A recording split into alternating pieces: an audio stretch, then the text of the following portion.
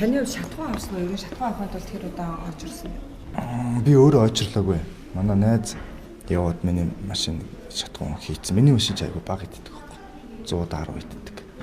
Тэгээд очирлаад авсан ямар ч байсан. Сайн нэг 3-4 хоног юм л авцсан. Гайгүй юм гэж юм байна. Би нэг яваад иддэг байсан. Гайгүй. Гэтэ яг мэдээж зэрэг нь очрыг бүгд харж байгаа шүү дээ. Энэ шатхууны нийлүүлэлтээ энэ дээр нэрээ нэг юм хэлэхэд бид нар энэ шатхууны хомсдол бол ер нь жил болгоны 12-нд 1 сар бол 11-12 сар бол ачаал жил болгоно нэмэгдэж өсөж идэг.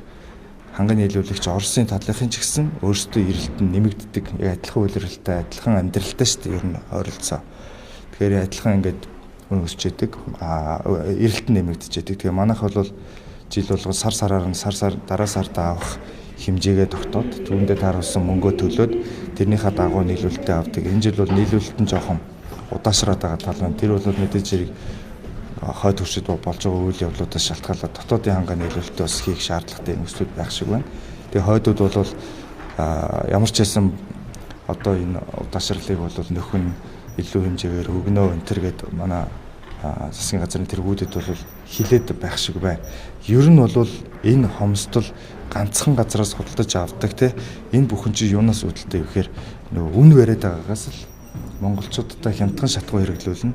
Монголчууд нөгөө шатхууны хямдхан байлгаад өгөөч гэж тэр засгаас нэгтгэс болж байгаа л тэгэл энэ хугацаанд маш удаан хугацаанд явцсан учраас одоо үнийн чөлөөлөл ихээр одоо байгаагаас бараг 50-с дээш хуу дор хаяж шүү те нэмэгдэхээр ийм нөхцөлтэй байгаа. Тэрийг нь зах зээл нь яг үнэндээ дийлэхэргүй ийм нөхцөлтэй байгаа болцоод ингээд балраад байгаа юм. Ер нь бол үнийг чөлөөлөх хэрэгтэй.